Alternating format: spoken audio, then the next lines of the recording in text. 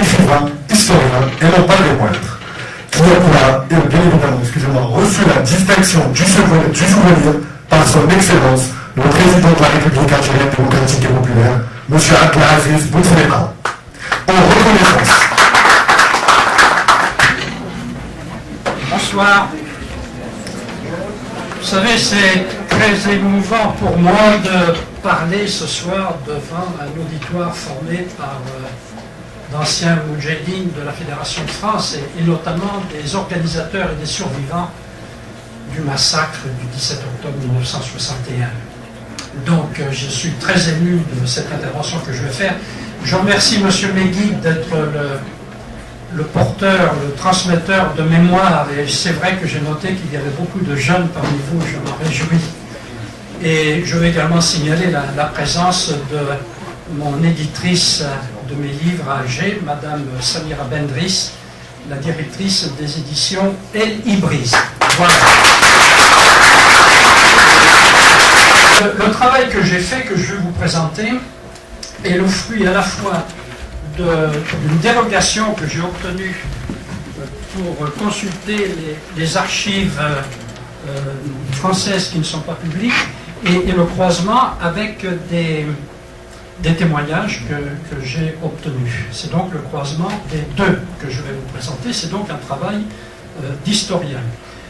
Un travail d'historien sur une région qui ressemble beaucoup à la Kabylie. Je sais qu'il y a beaucoup d'Algériens kabyles, je prends bien la précaution de dire d'Algériens kabyles, n'est-ce pas? Vous avez remarqué. Donc une région qui ressemble beaucoup à la Kabylie, les Cévennes, dont la capitale Alès a été une capitale, un centre important de commandement de la Fédération de France, du FLN, centre de commandement qui rayonnait sur plusieurs départements. Pourquoi centre de commandement? Parce que les mineurs algériens des Cévennes qui étaient arrivés dans cette région au cours de la Première Guerre mondiale étaient encore en 1954 1400, un peu plus de 1400 sur 14 000 mineurs, ce qui représente 10%. Donc c'était un groupe important et ils ont joué un rôle très important, héroïque, pendant la guerre d'indépendance.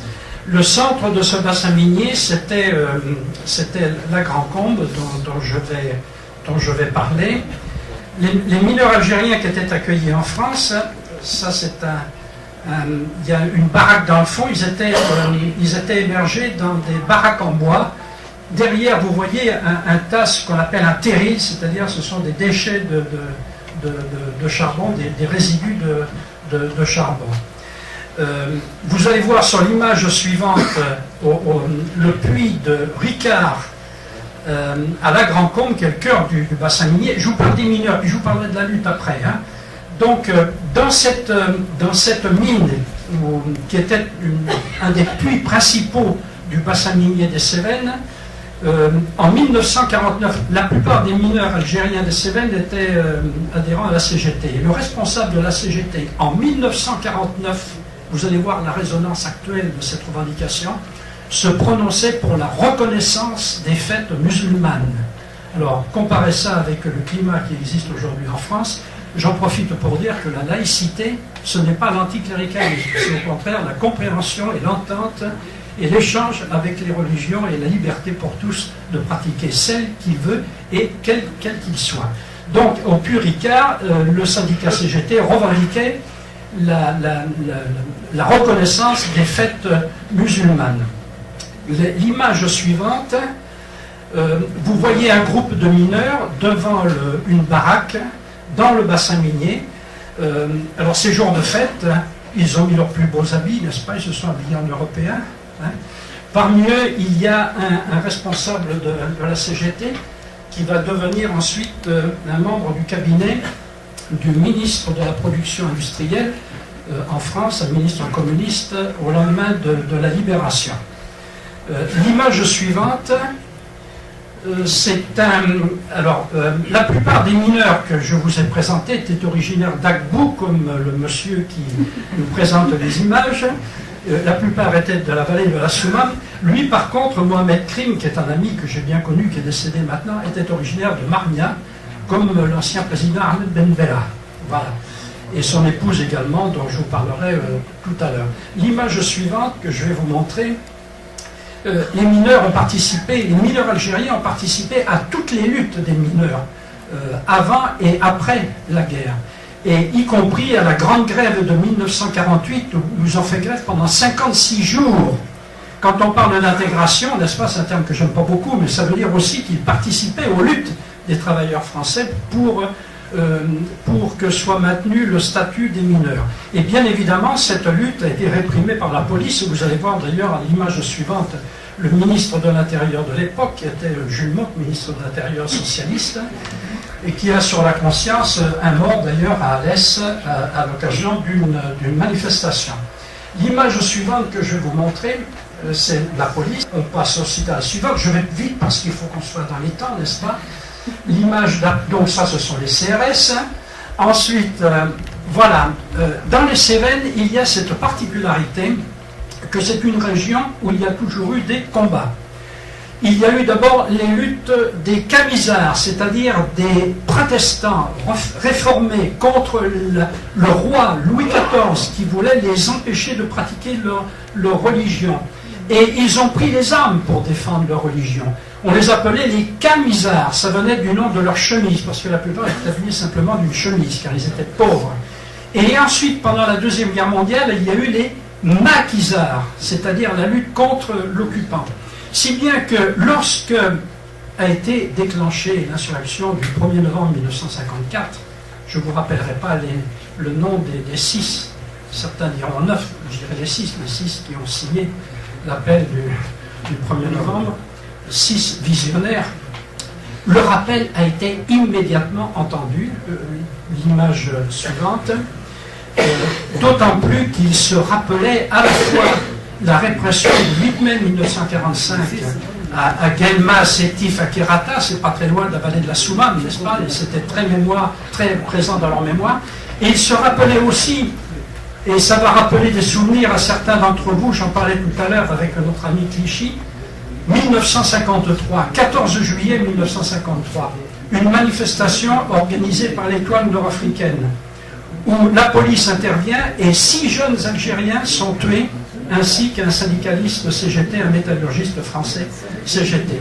Les mineurs algériens des Cévennes, comme l'ensemble d'ailleurs d'entre vous, se rappellent de ces luttes, et le 1er novembre 1954, on va voir l'image suivante, le responsable du PPA-MTLD dans la région d'Alès est Alissa Mokran.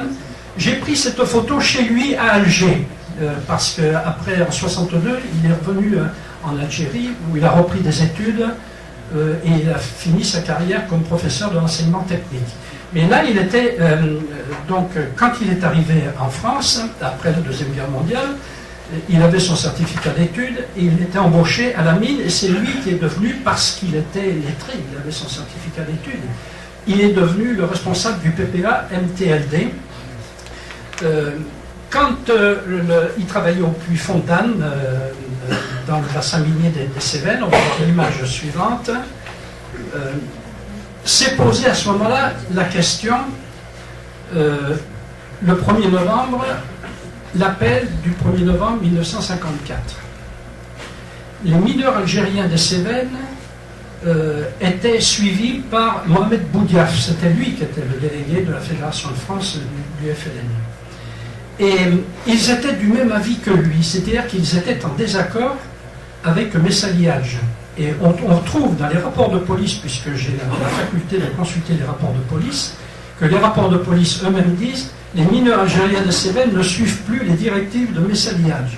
Si bien qu'on va se trouver dans cette situation tout à fait singulière par rapport à d'autres régions de France, que ces mineurs, ces 1400 mineurs sur 14 000 au total, vont répondre presque immédiatement à l'appel du FLN, et jamais au cours des 8 années de guerre, le MNA ne réussira à s'implanter dans les Cévennes.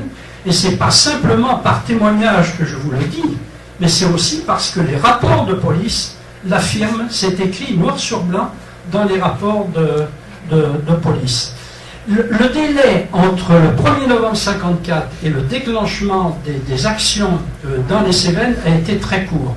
Mohamed Aïssa Mokrane, que je vous ai donné tout à l'heure, j'ai eu de longs entretiens avec lui, il m'a mis ses réflexions par écrit. Il a fallu passer d'une organisation officielle, le PPA-MTLD, reconnu, à une organisation clandestine, puisque le 5 novembre, il a été interdit. Il a donc fallu passer de la clandestinité. C'est pas simple, n'est-ce pas, chers amis anciens moudjahidines, de passer du légal à la clandestinité. Et les résistants français savent bien ça. Hein. Et Aïssa Mokrane m'a dit il a fallu de novembre à peu près à janvier pour s'adapter aux nouvelles conditions. Et j'ai retrouvé dans les rapports de police à peu près, à quelques semaines ou quelques mois près, à peu près la même explication. La police dit que les premières actions du FLN ont lieu en juin 1955. Compte tenu qu'elle n'était pas forcément au courant de tout ce qui se faisait, et notamment de la collecte de l'Ishtirak, hein, elle ne voyait pas forcément la police, on peut penser que Aïssa Mokrane, quand il dit que le FLN s'est constitué dès janvier 1955, on peut penser que c'est effectivement crédible, d'autant plus que j'ai d'autres témoignages. Alors on va voir, je dois voir les photos, ça c'est encore un terrible, on peut passer encore au suivant. On va s'arrêter à la photo avant, si vous permettez. Voilà, celle d'avant. Voilà, on va s'arrêter à celle-ci, puis je vous dirai pourquoi. Donc, vous vous posez sans doute la question, comment se comportent les autres mineurs à ce moment-là, puisque les mineurs algériens engagent la lutte.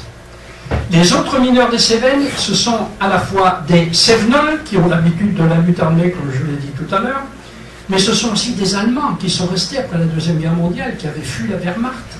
Ce sont des Espagnols qui ont fui Franco. Ce sont des Italiens qui ont fui Mussolini.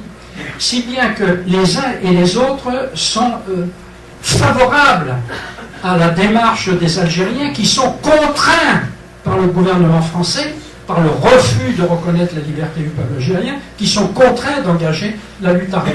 Et d'autant plus que dans ce département, il y a des résistants français dont certains ont été torturés pendant la Deuxième Guerre mondiale et qui vont d'autant plus, à partir de là, condamner les tortures dont les Algériens eux-mêmes vont être victimes. Là, vous avez un puits qui s'appelle le puits de Cédas. Dans ce puits, des mineurs français ont été jetés vivants par les Allemands. Je vous l'ai montré parce que la survivante d'une de ces victimes, Madame Léa Pasquier, que j'ai connue, a recueilli, quand Aïssa Mokrane, que je vous ai montré tout à l'heure, le responsable du PPA-MTLD, qui est devenu le premier responsable du FLN, a été arrêté en septembre 1955, les enfants et ces enfants ont été recueillis par différents organismes, dont Madame Pasquier, l'épouse de ce résistant qui avait été jeté dans le puits de Célas. Vous voyez comment c'est tenu aussi, sur quelle base s'est faite la solidarité entre les différentes communautés. On va voir l'image suivante.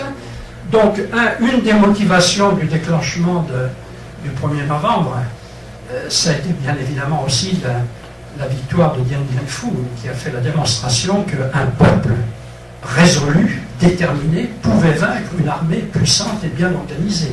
La photo suivante, on va la voir. Alors, parmi les responsables des mineurs algériens des Cévennes qui ont mené le combat, il y a donc eu Aïssa Mokrane, dont je vous ai montré la photo tout à l'heure et qui était donc d'Akbou, et il y avait Mohamed Chérif Djenkal, originaire d'Ouzlagun, qui était aussi un des principaux responsables dans le bassin minier. Il y en avait deux autres. Les deux autres, c'était Djenidi et Hidesh. Lui, Djenkal, il a été arrêté en même temps que Mokrane, donc en septembre 1955. Ils ont été internés en France, puis ensuite à Beroualgia. Peut-être qu'on va voir la photo de Beroualgia ensuite. Non, on verra. On passe à la photo après. Je vous dirai un mot de Messali. Donc, ils ont été internés à Beroualgia, mais c'était 55. Je rappelle ce point d'histoire pour les étudiants d'histoire. Le gouvernement français est renversé. Il y a des élections générales le 2 janvier 1956. Donc, une période d'incertitude politique. Fin 55, début 56. Et dans cette période d'incertitude politique, il y a un certain nombre de prisonniers algériens qui sont libérés, dont Aïssa Mokrad, Djenkal, Djenidi et Hidesh qui étaient à Beroualchia. Ils sont libérés. Aïssa Mokrad, qui avait ses enfants en France, va revenir en France, et Djenkal, que je vous ai montré tout à l'heure, lui va partir au Maquis, dans la wilaya 3, et il va être tué, tombé au champ d'honneur, et on ne retrouvera jamais son corps. Je l'ai d'ailleurs personnellement déposé une gerbe récemment, l'année dernière, à Ouzlague. Alors, pourquoi un mot de Messali? Parce que tout à l'heure, il a été évoqué. Alors, effectivement, Messali est un des deux cofondateurs de l'Étoile nord-africaine, c'est pas rien. C'était un lutteur indépendantiste, mais il a loupé le coche en 1954. Enfin, les choses telles qu'elles sont. Et il a créé le MNA et il a combattu à ce moment-là le FLN. Alors, je dis bien encore une fois, le MNA n'a jamais réussi à s'implanter dans les Cévennes. Et ça tient à la personnalité de Djenkal que l'on vient de voir et d'Aïssa Mokrad, qui étaient non seulement des responsables du PPA-MTLD, mais qui étaient également des responsables syndicaux de la CGT.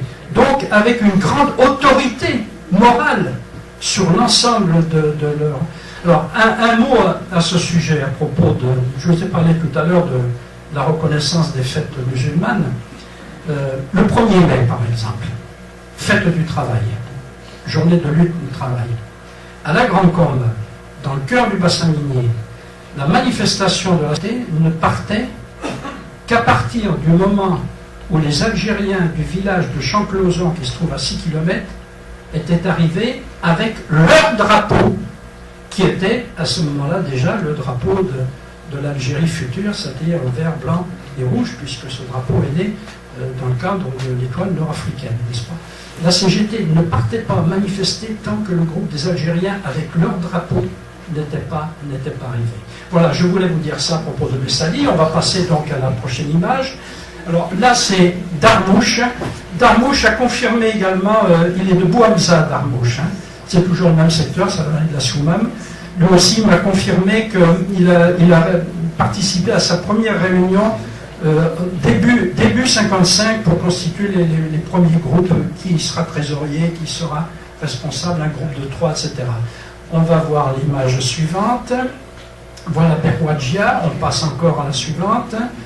Alors, un fait important que je veux souligner. 1957, session spéciale de l'ONU sur la question algérienne, comme on disait à l'époque.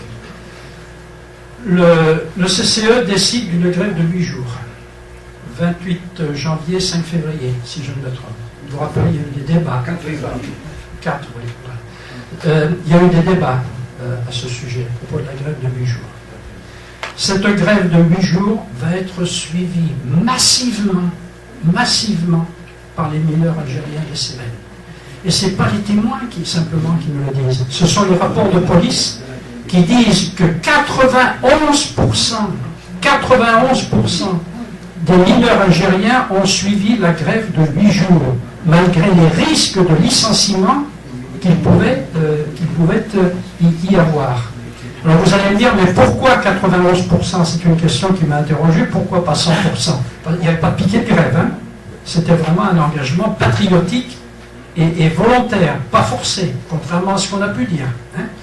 Pourquoi 91%? Pourquoi pas 100%? Parce que le FLN dans le bassin minier a décidé, à juste titre, d'un tour de rôle des responsables, de façon à ce qu'ils ne dépassent pas un certain nombre de jours de grève pour ne pas tomber sous le coup d'une sanction. Mais c'était une décision officielle pour qu'ils ne tombent pas sous le coup d'une sanction, ce qui était tout à fait légitime et une attitude responsable. Donc, ils ont suivi massivement la grève de 8 jours. C'est ça, et la collecte de l'Ishtirak et les manifestations qu'il y avait chaque 5 juillet, ont été toujours massivement suivies. Alors, il faut imaginer, chers amis, pour ceux qui n'ont pas vécu cette période, ce que c'est pour 1400 mineurs de répondre à un mouvement de grève du FLN au milieu de 14 000 autres mineurs. ça demandait beaucoup de courage parce que c'était eux seuls qui faisaient grève, ce n'était pas l'ensemble des mineurs. Voilà, l'image suivante. Donc, hommage au Chouada. Image suivante. Je veux vous parler de cette dame. C'est l'épouse de Mohamed Krim que l'on a vu tout à l'heure au début. Elle s'est mariée à 15 ans, elle avait déjà 5 enfants. Elle en avait déjà 3 en 1954. Cette dame, elle est là avec sa maman. Elle est de Marignac, comme son mari. Cette dame a été arrêtée en 1960 avec chez elle un responsable qui était venu je ne sais pas si c'est de Marseille ou de Paris, enfin c'était un des responsables de la Fédération de France qui a été vendu, et donc on est venu arrêter le responsable et elle a été arrêtée elle en même temps.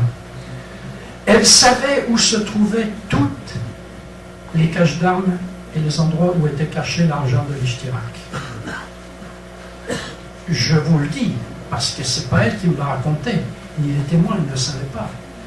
Quand j'ai lu les rapports de police, j'ai vu les réponses qu'elle a faites à la police. Pendant une semaine, elle a répété toujours la même phrase. Cet individu est rentré chez moi de force, je ne sais pas qui c'est, il s'est imposé, je ne sais pas qui c'est. Elle a répété ça tout le temps. C'était pas forcément crédible de la part de la police, mais que voulez-vous qu'il fasse contre ça? Il n'y a plus de prise. Elle n'a pas dit un seul mot sur les endroits où se trouvait l'argent et les armes. C'est une héroïne. C'est une héroïne. Elle vit toujours, cette dame. C'est une amie. Je vous demande à l'applaudir.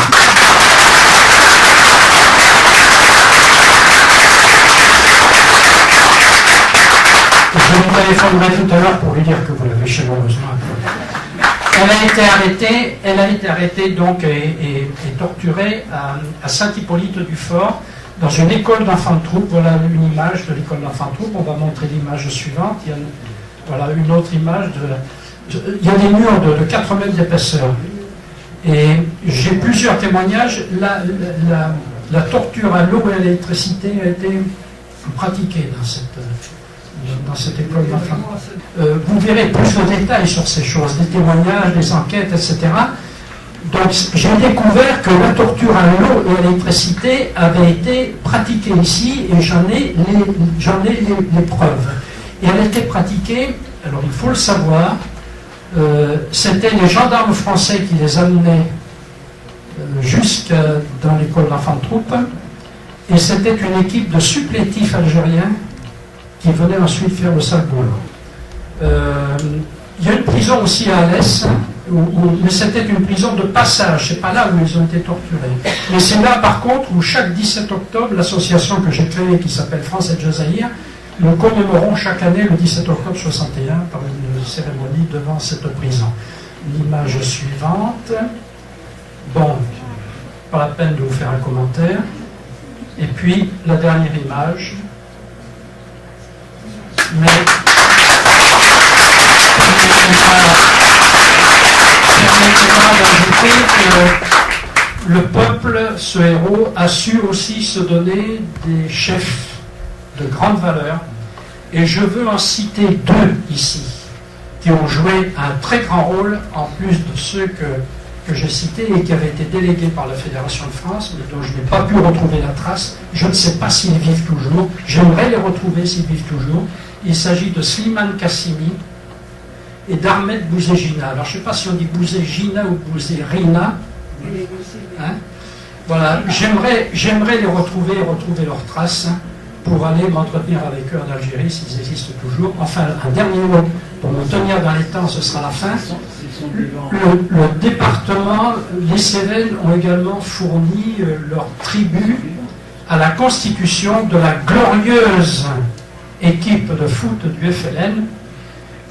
2 de ces anciens footballeurs professionnels sont toujours en vie et sont des amis personnels. Il s'agit de Mohamed Bouzégina et d'Abderrahman Defnoun, que je rencontre périodiquement parce que ce sont des amis très proches. Il y avait également Amokran Waliken, qui a été un de ceux qui ont quitté clandestinement la France pour aller à Tunis constituer. Voilà, chers amis, le témoignage que je vous ai apporté, c'est Vous l'avez bien dit, je vous vois. l'intéressant travail que mon amie l'éditrice Samira Bendris a effectué. C'est une bonne éditrice. Hein. Très bonne éditrice. Elle a apporté les livres. Oui, alors j'aimerais savoir quel a été l'écho suite du livre donc publié en Algérie, vu l'importance de ce que vous révélez. Voilà, toute ma question est là. Alors, en Algérie, je ne sais pas, mais en France, ils ont été. Je participe à beaucoup de rencontres. Il y a eu 3 éditions. Hein. Il y a eu 2 éditions en France et en Algérie, c'est la 3e édition. Hein. Donc en France, les 2 premières éditions ont reçu un très grand accueil, bien évidemment en priorité dans la région, hein, dans les Cévennes et dans l'ensemble du Languedoc-Roussillon, mais également j'ai participé à un certain nombre d'initiatives de la région parisienne, notamment. Samira va me rappeler le Maghreb Livre, hein, l'occasion du Maghreb, et à la fête de l'humanité également. Oui, les gens découvrent le rôle joué par les mineurs algériens de Cévennes, le FLN vu de l'intérieur. C'est l'objet de mes livres. D'autres questions? J'arrive.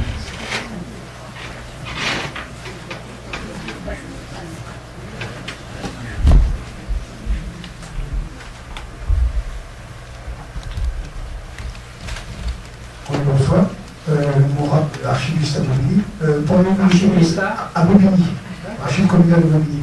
Pourriez-vous nous dire le délai que vous avez, le délai qui a été obtenu pour la communication des archives entre votre demande et l'accord? Combien il y a eu de délai et quelle archive avez-vous consulté? Je ne me rappelle plus le délai, mais il n'a pas été long. Hein. Je pense que ça a été 2 mois, pas plus. Hein. Mais j'ai eu beaucoup de chance. Je ne me rappelle plus son nom. C'était une directrice qui à ce moment-là dirigeait les archives nationales. Vous-même, vous me rappelez peut-être son nom. C'était une femme. Hein. C'était en 2003. En 2003. J'avais l'accord du président du Conseil général et j'avais l'accord du préfet de l'époque. Donc, avec les 2 accords, j'ai eu très vite l'autorisation de la directrice nationale des archives. Et je peux consulter la totalité des archives. La totalité. Je n'ai bien y compris les archives sensibles. J'ai pu consulter les archives de la police. Avec bien évidemment un devoir de réserve. Je ne dirais pas celui qui a vendu ceux qui ont été arrêtés en 1960. Je le connais. Et je le connais, mais il ne vit plus maintenant. Donc, c'est pas la peine que vous essayiez de me sortir le nom. Il est maintenant décédé. Mais je ne l'ai jamais divulgué.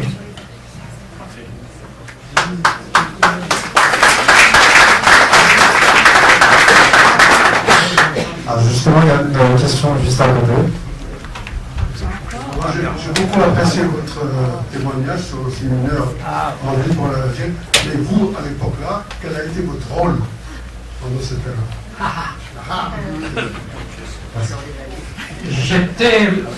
Je n'étais pas de ceux qui désertaient. Ma philosophie, moi, c'était de participer, de faire mon service militaire pour apprendre à porter les armes, pour défendre mon pays. Je suis un patriote français. Et le terme patriote, qui est mal vu aujourd'hui, ne me fait pas peur. Je suis un patriote français. Mais je refusais de faire la guerre au peuple en lutte pour leur indépendance. Et j'ai lutté en faveur des Vietnamiens, puisque cet âge-là. J'ai ensuite soutenu les Marocains, et j'ai soutenu le peuple algérien, et j'ai refusé de porter les armes contre le peuple algérien, contre le peuple marocain.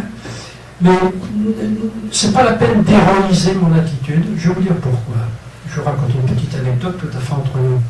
J'ai été rappelé en 1955, j'ai été rappelé au Maroc. Et quand j'ai été rappelé au Maroc, mon commandant de bataillon, qui était un ancien résistant, m'a fait appeler, il m'a dit, écoutez, je viens de prendre connaissance de votre dossier militaire. Effectivement, j'avais fait 4 mois de prison pour mon action contre les guerres coloniales. Et il m'a dit, j'ai pris connaissance de votre dossier militaire, je ne vous enverrai pas au combat. Parce que ça vous mettra en contradiction à votre conscience, et puis vous risquez aussi de prendre une balle dans la peau, une balle dans le dos. Entre nous soit dit, ça le mettait aussi lui à l'aise, parce qu'il m'a mis à la base arrière, il m'a coupé du reste de la troupe. Donc le mauvais esprit n'était pas avec l'ensemble des soldats, ça l'arrangeait bien. Ça m'arrangeait moi aussi. Donc j'ai vécu l'arrivée du roi du Maroc, de Mohamed V, qui était en déportation, son retour au Maroc, à Rabat, sans armes, les mains dans les poches, etc.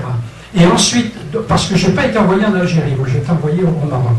Et ensuite, alors, pendant la guerre d'Algérie, donc là j'ai eu, alors je suis passé en jugement à plusieurs reprises, pour l'action que j'ai menée, notamment à partir de 1956, on a organisé dans mon département, j'étais un des organisateurs, nous empêchions les jeunes soldats de partir en 1956, nous empêchions les Michelin, les autorails et les trains de partir. Donc, je suis passé en jugement à ce moment-là. Mais écoutez, à côté de ce que vous avez fait, c'est rien du tout, chers amis. Hein, voilà, je voulais dire ça.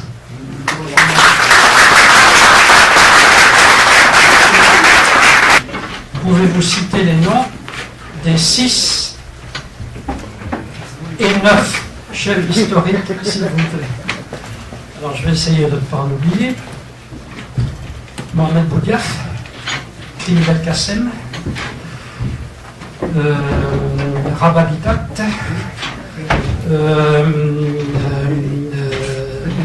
Didouche Mourad,